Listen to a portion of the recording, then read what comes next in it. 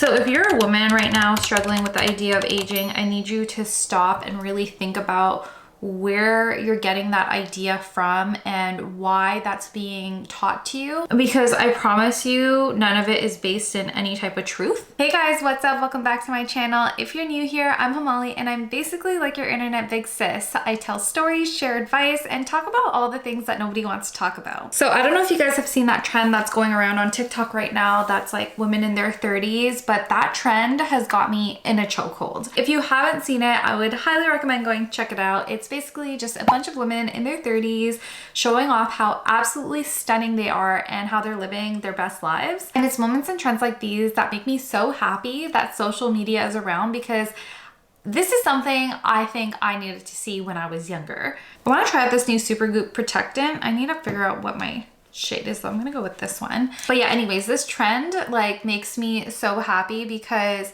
when I was in my 20s, I was terrified of turning 30. I'm talking like my early 20s. As I got towards my later 20s, I was a little bit less scared because I had made friends with some women that were about 10 years older than me. And so I saw them living their best lives and like how amazing their 30s were. And I was like, okay, maybe your 30s aren't that bad. But I feel like a lot of women don't have that in their lives. And so I think social media gives younger women a new perspective on what it's like to get older. You know, for so long, we have been told by society that we expire by 30.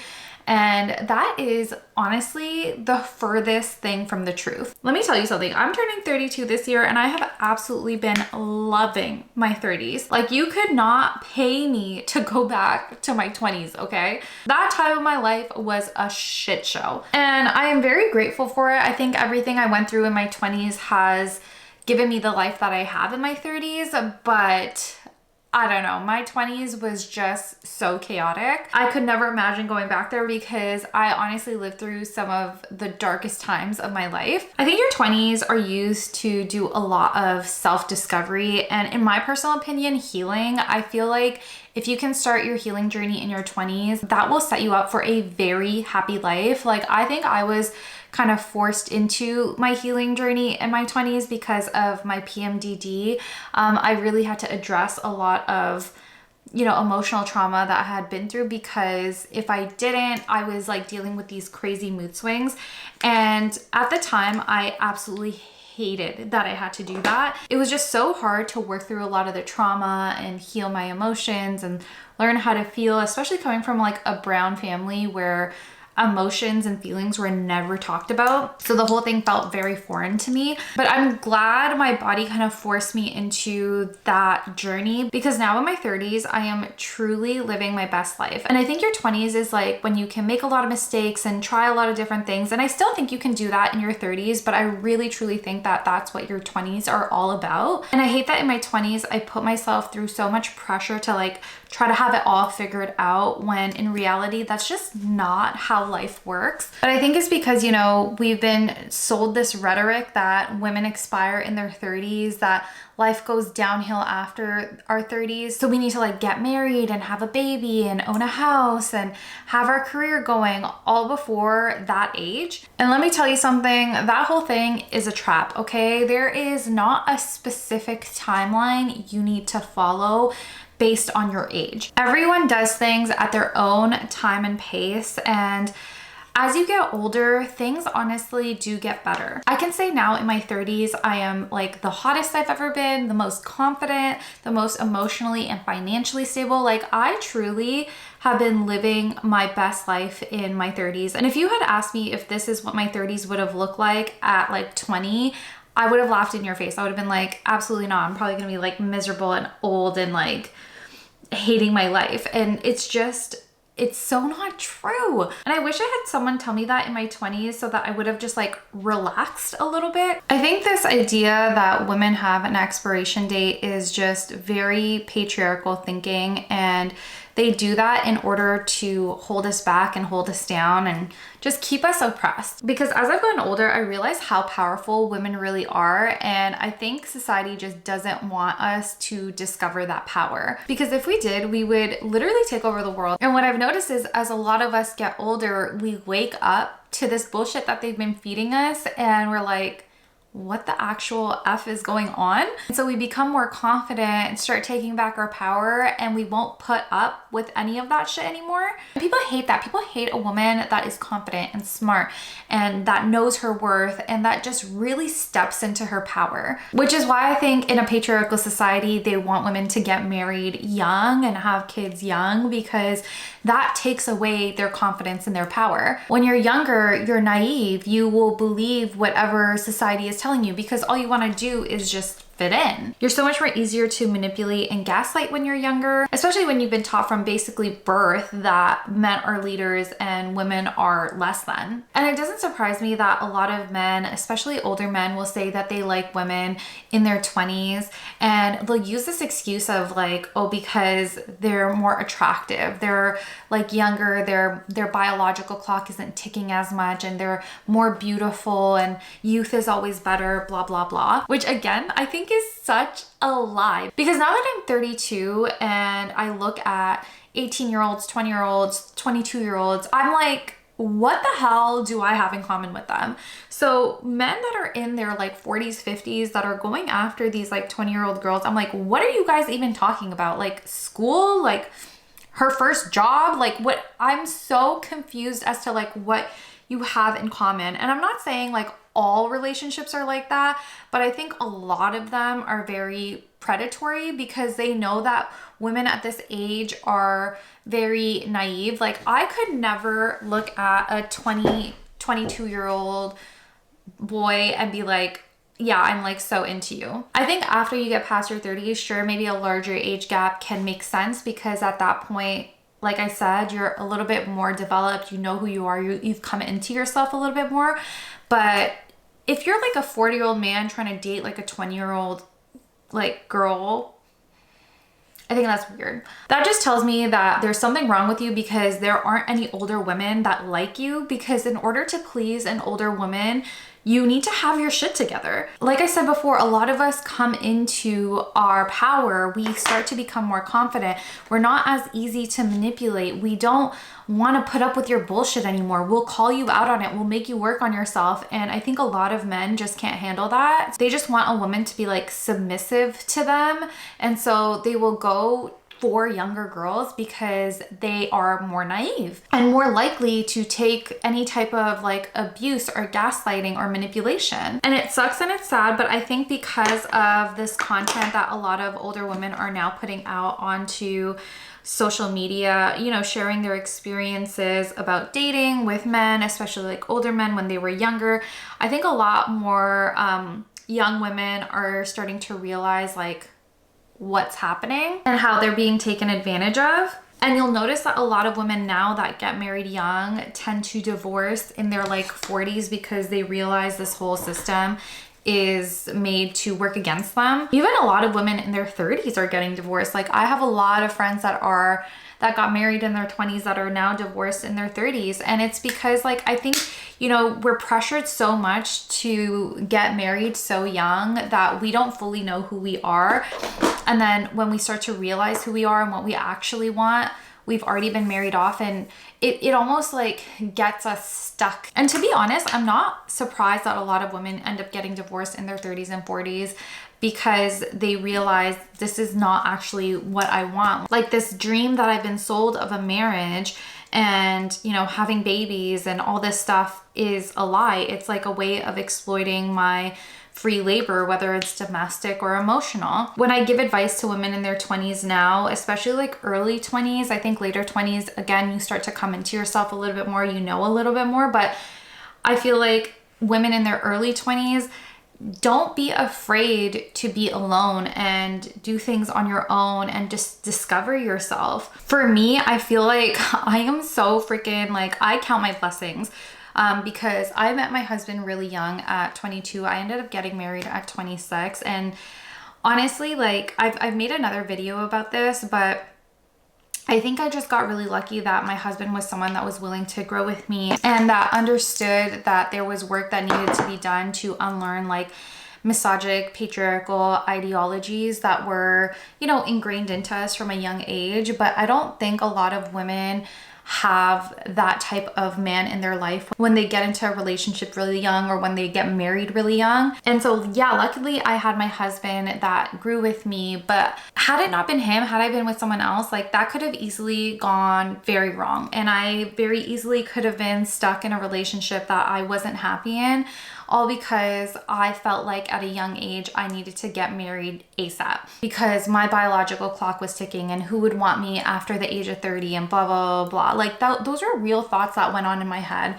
in my early 20s. Like society really made me feel like I needed to figure it all out before 30. And when I got to my late 20s to 30s is the first time I actually started to realize what I wanted in a relationship and who I was and who I needed my partner to be. And like I said, I'm very lucky to have a partner that listened to me and respected that and like did the work to grow into the man that I needed and wanted him to be. But a lot of women aren't that lucky, and they just find themselves stuck in a marriage because they were brainwashed into thinking this was the right thing to do. And let's just put marriage aside for a second, right? Like there are other ways women have been taught that they expire at 30 as well. For example, in terms of looks, there are so many marketing campaigns and like messages that are sent to young girls that after 30 you're old. Like you need anti-aging products, you need Botox and filler to like prevent all these wrinkles from happening and blah, blah, blah. And this is no hate to people that, you know, do Botox fillers, that like to buy makeup products and skincare to like do some upkeep with their looks. I am one of those people. I don't necessarily do Botox and filler, but like I do enjoy keeping up with my looks and, you know, doing my makeup and having my skincare done and all this stuff. But I do also feel like there is an unnecessary amount of marketing and propaganda that is spewed at women to make them feel like getting older and aging is the worst thing that could happen to you, that your beauty is where your worth lies. And being in the beauty space, I think that's a big reason why I love this women in their 30s trend so much, because it showcases so many beautiful women from so many different backgrounds, and it just shows you how absolutely stunning they are in their 30s. And I've also seen women in their 40s do this trend too. And again, just so many stunning women in their 40s that are thriving and look beautiful. And it just makes it so obvious that this idea that women expire after 30 is such a lie. Just like how I mentioned, this tactic to get us married young is a way of keeping us like oppressed. I think this idea that women get uglier and look like an old hag when they're in their 30s is also another way of keeping us oppressed. Because if you're too busy over here thinking about how you're not pretty enough and how you have all these wrinkles and gray hairs and belly rolls and you're not skinny enough and all that other shit that is marketed towards you, then you're too busy being self-conscious and not stepping into your power to be able to focus on things that matter. And again, that's how they get you, right? Like if you can take away a woman's confidence, or anyone's confidence for that matter, they are never going to resist or fight back because they don't feel like they are worthy of it. They don't have the confidence to be able to stand up for themselves. I think there's nothing more that this world hates than a woman that knows she's beautiful as well, because again, it allows her to step into her power. You know what I find really interesting though is how society will constantly spew this rhetoric that women are more naturally submissive. It's like biological to us, that we're too emotional to be in charge, that we're not good leaders, that we need to stay in our role, which is to be nurturing and caring and blah, blah, blah. When in reality, like, that is what makes good leaders. Having empathy, being caring is what makes a good leader, because a leader is for the people. And especially now that women are educated, not only do we have this empathetic, nurturing, caring side of us, but we also are logical and smart because we have all this knowledge from school. And there are so many studies out there that say that women make better leaders, and yet we're still spewed this like stupidity that we aren't made for leadership roles. So it really makes me question and think about like why there are so many rules in place and like marketing tactics and propaganda that is spewed at women to teach them that they are submissive and that they wouldn't make good leaders. Like, to me, that makes zero sense. You shouldn't have to put in that much effort to convince women that they are submissive if it's natural and biological, because if it was, then we would just be doing it. You know what I mean? Like, obviously this has been socialized into us. And like I said before, as women get older, they start to realize all this and step into their power, and people hate that. And if you don't believe that women are powerful, I encourage you to look at mothers alone. Like, they are literally the backbone of our society. Women in general are the backbone of our society, but mothers especially, like, they do not get the flowers that they deserve. They are so underappreciated and undervalued. But if you want a good definition of like power and leadership, I think motherhood perfectly encapsulates that. Because first of all, how absolutely incredible and insane is it that women can literally create life from scratch? Like, that alone doesn't get enough credit, because I think it's just been so normalized and expected of women just to give birth. But it is so incredible what a woman's body can do. Like, that there is true power. And even besides birth, right? Like, if you just look at the family unit, women are the ones that are usually running the household. They're the ones that know everything about everyone, that have the schedules up and going, that take on the mental load, that take care of everyone. Like, if that is not leadership, then what is? Like, if you want to sit here and tell me that men are providers, sure, I won't like disagree with that, but only if you can acknowledge that women are creators. Like, whatever a man provides her, she will take it and double it. She will create something even better out of it. You give her a house, she'll make it a home. Like, that is literally the power of a woman. And I think that, again, just scares people because of what she can do, what she is capable of. The fact that we have fallen victim to this rhetoric that we are less than men, that we are only worth so much based on our age or our beauty or our reproductive system, is a crime, to say the least. And this isn't me saying that men shouldn't be respected or don't deserve leadership roles or anything like that. It's just to call out the fact that we've been put down for so long because they are scared of our power, and it makes no sense. So if you're a woman right now struggling with the idea of aging, I need you to stop and really think about where you're getting that idea from and why that's being taught to you, because I promise you none of it is based in any type of truth. I encourage you to do some healing, go to therapy, unlearn some of these like patriarchal ideas that have been so deeply ingrained into us. Get in touch with yourself, become confident in yourself so that you can really get in touch with your power. Consume feminist content. Like, I don't mean like man-hating content. I'm talking about the type of content that will encourage you to be more empathetic and compassionate and really step into the power that you have within you, and try your best to learn how to decenter men. I think that's the best thing you can do. And this doesn't mean to like get rid of men out of your life and that, you know, that men are worthless or anything like that. Like, that is not at all what I'm saying. The idea of decentering men really is like unleashing yourself from the roots of patriarchy. Another thing I would really recommend, if you're someone that is seriously afraid of aging, I really encourage you to become friends with older women, or if you just don't know where you could become friends with older women, I highly encourage you to follow older women online. For me, following older women influencers online has given me a completely new perspective on life. It makes aging seem so much more less scary, because as much as I say I love getting older, there's still parts of me that are scared about it because of how society deeply ingrains this type of messaging. But yeah, following older women has just given me a completely new perspective on life. It's made me excited for getting older, and it showed me that life just doesn't end at like a certain age. Honestly, I could go on about this for hours, but I'm just gonna end it off here by saying aging is such a privilege that you don't want to take for granted. I promise you it's not as scary as it seems, and things do get better as you age. Yes, you may lose some things like maybe your youth, but you gain a lot of other things like wisdom. But yeah, I hope you guys enjoyed this video. If you have any topics you want me to cover, questions you want to ask me, or advice you want me to share, let me know in the comments below or send me a DM on Instagram. My Instagram is is linked in the description. And if you like this video, please do not forget to hit the thumbs up button and subscribe to my channel, and maybe even share it with someone that needs to see it. As always, thank you guys so much for all the love and support you constantly show me, and I'll see you next time. Bye!